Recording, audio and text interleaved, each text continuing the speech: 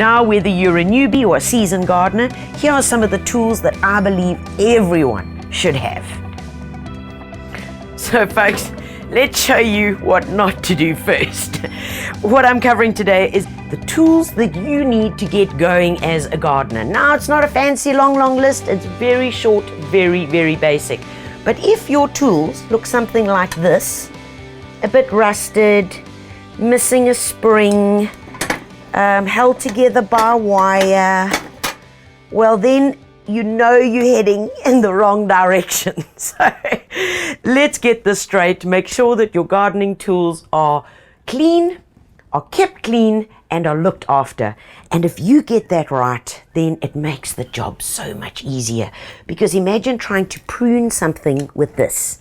Well, you are simply going to fight away, really dislike gardening, and not get the job done. So let's go through it. We're keeping it really simple. Number one is that we are going to need a basic lopper. Now, your basic lopper could be anything. Just make sure that you're buying a good quality brand. A few things to look out for when you are getting a good lopper is to make sure that it's got these rubber things. Do you see that? Because what that does is when you are doing the cut and you push it in, it gives you, do you see that? It gives you a bit of movement. And that just helps in the comfort of using them. So you're not hacking at it.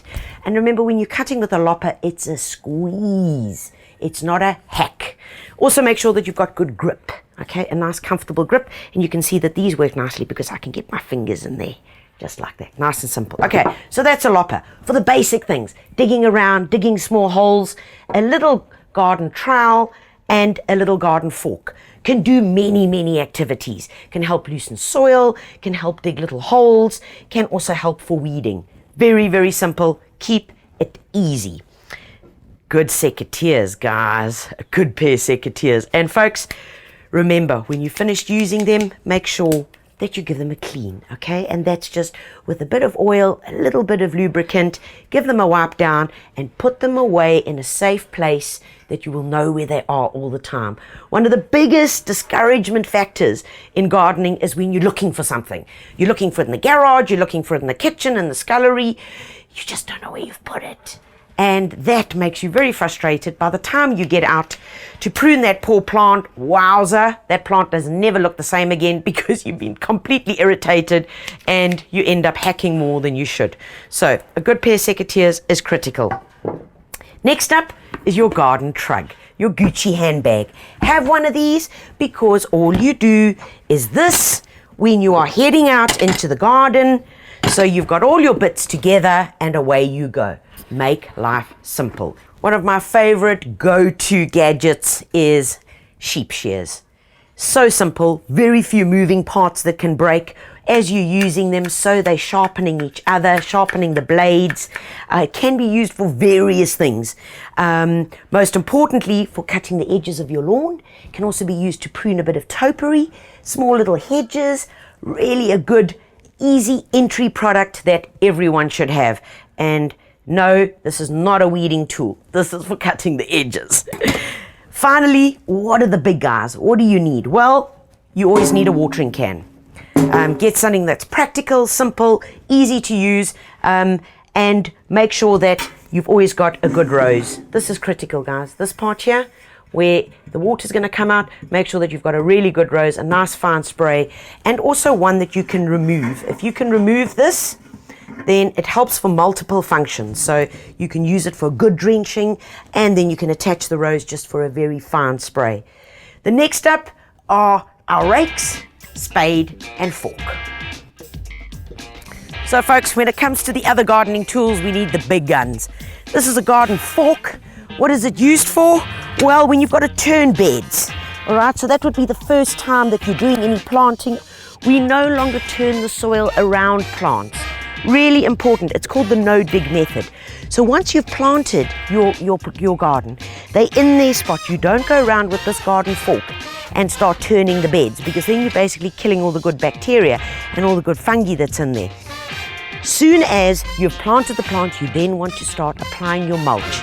Your mulch then ensures that everything is going to be happy and you're going to be adding more good nutrition to the soil. So clearing edges, digging holes, that's what you use this guy for. Other than that, it sits quietly on the side, waiting to get used. Next up is a beautiful garden spade. Now, folks, this used to be my mom's spade, my late mom's spade. And it is my favorite spade. So find the one that works for you. It's all about weight. It's all about your comfort and your grip, and make sure that nobody touches it. What is it used for? Digging your holes, preparing when you're planting to get in there and get that soil out. And the lovely thing about this spade is that when I'm interplanting, so going in between a bed, it's not going to cause that much damage to any other plants around. So you can really get into nice little tight areas, which is why I love it. Right, guys, the last essential gardening tool is this guy. This is a garden rake. It's a steel rake, and it's got beautiful long teeth, which is important for when you need to use it. But safety first, you'll notice that this rake is always facing down. It's never leaning up against something like that, especially not that way, because what happens is, if it's leaning up against a wall, somebody walks past, steps on it, boom, it comes back up and knocks you in the head. Even worse, if it lays just like that, someone walks past and stands on it.